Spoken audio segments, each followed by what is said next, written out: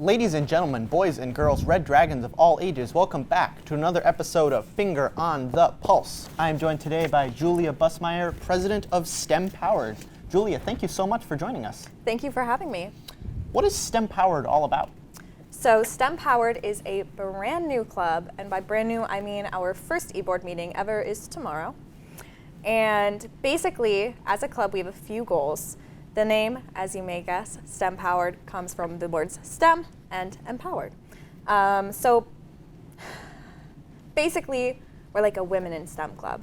So we aim to educate the general body of SUNY Oneonta on the hardships that women in STEM face, as well as contributions of women in STEM throughout the years, and just in general provide a safe space for gender minorities in STEM to be in a community of like-minded people.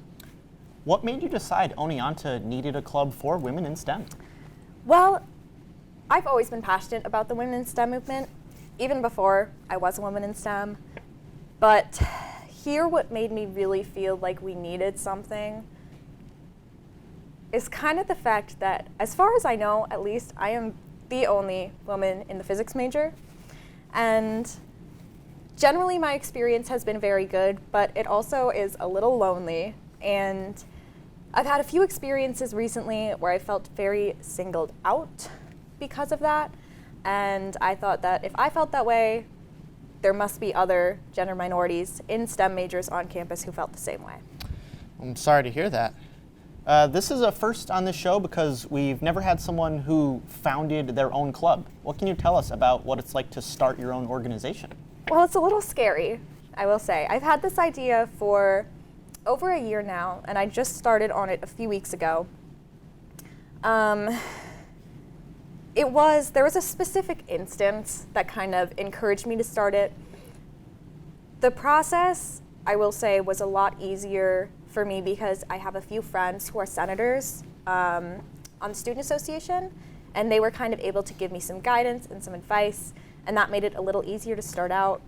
So I started by talking to the Vice President of Central Affairs on SA. She's very nice, and she kind of gave me some guidance too. I found us a faculty advisor, and now we're here. Now, you mentioned you're a physics major. Yes. Why would you do that?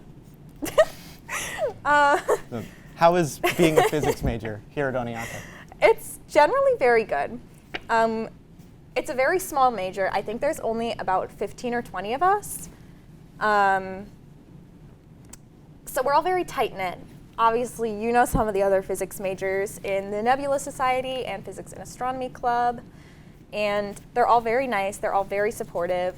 The professors are great. They are so supportive, and they're always willing to answer questions. So even though it is a very difficult major and it is sometimes very mentally trying, it is definitely worth it, and I think having that small community just makes it a little easier, makes it a great place to be.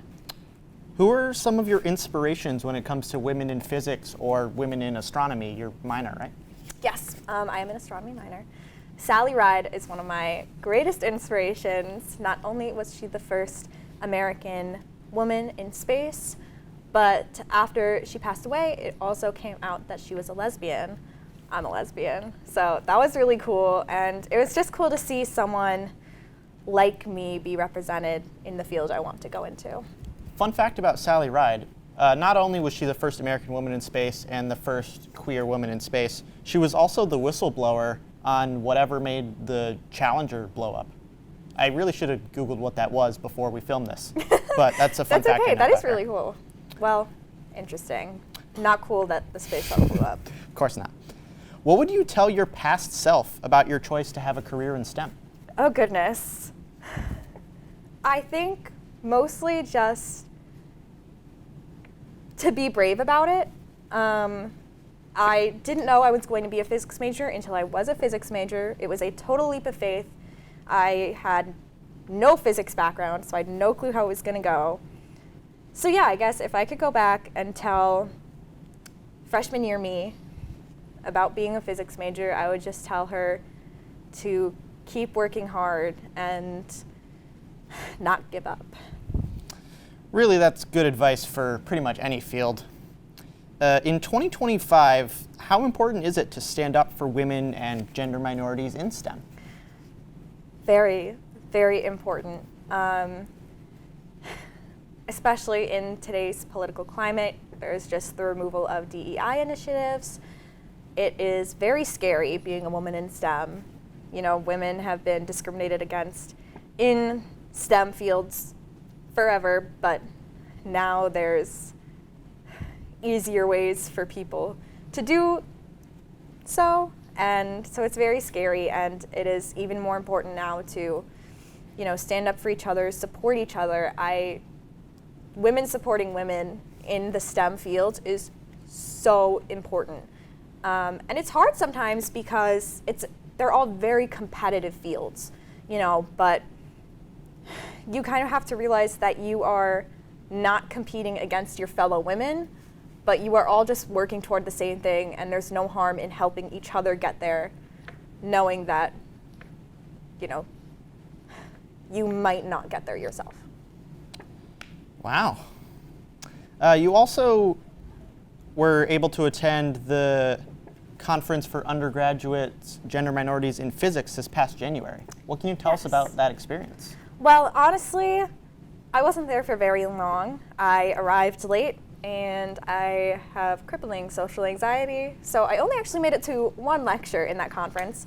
Better one than none, really. Better one than none, exactly. But in general, it was really great. Even just being there when I wasn't doing anything except sitting in the corner, it was cool to be in a room of other women in physics my age because, again, as I said, there are no others here.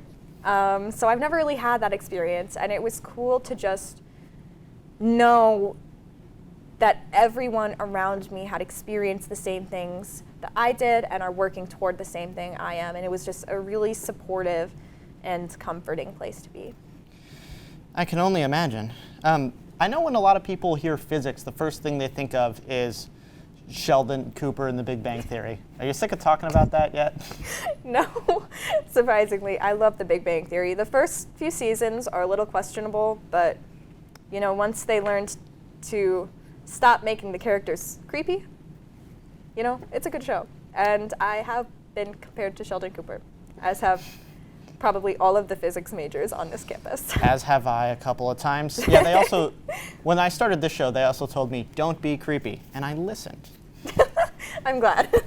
And honestly, as not just a host talking to a guest, this is really just me saying to you as a friend. I really think what you're doing with this club is amazing, and the bravery it takes and the courage to stand up and make a space for yourself, I think is something very admirable, and I can't wait to see where you go with this. Thank you so much for coming on with us, Julia. Thank you for having me. It was great. And you can follow us on Instagram at WiredTV Oneonta. You can find us on youtube.com/@WiredTV. Check our social media for future updates. And until next time, I am Nate Fingerman with Finger on the Pulse.